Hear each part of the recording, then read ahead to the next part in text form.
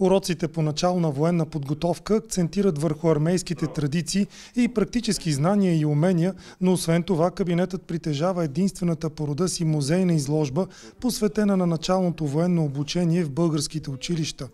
Това дава възможност на учениците да се запознаят с историята на българската армия от периода на монархията, социализма и съвременната българска държава.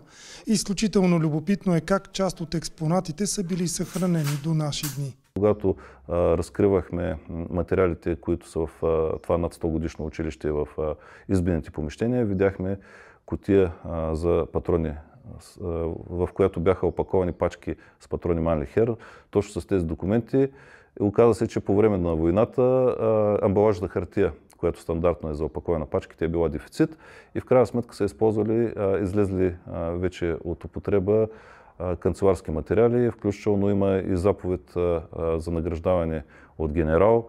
Има интересни пътни билети за войници, които се пуснати отпуска. Има от военна болница в Пловдив удостоверение за негодност за военна служба на определени войници. Всичко това ние сме го съхранили и изложили. Близо 40 ученика от 8 до 11 клас преминават първоначално военно обучение в техническата гимназия в Габрово. Ние имаме съвсем конкретна цел. Тази, която би трябвало да ни ръководи и тя е съвсем рационална. Да имаме подготвени младежи, които да реагират независимо от ситуацията. Уроците, които имаме към момента, са пряко насочени към чисто практически знания и умения, включително и до лекарска помощ. Защото те са универсални и са приложими както за бедствия, така за аварии, така и за по-сложни ситуации.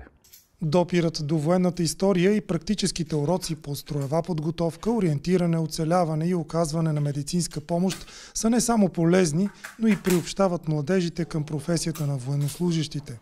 На доста от учениците в отряда мечтата им е от малка да станат войници.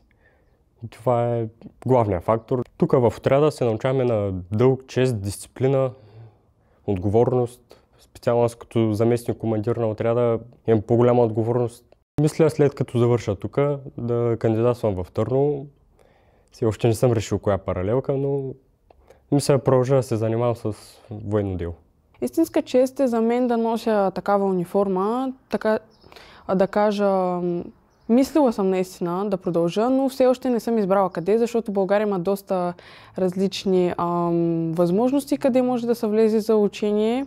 Стига да е в военно, защото просто това наистина доста ми допада.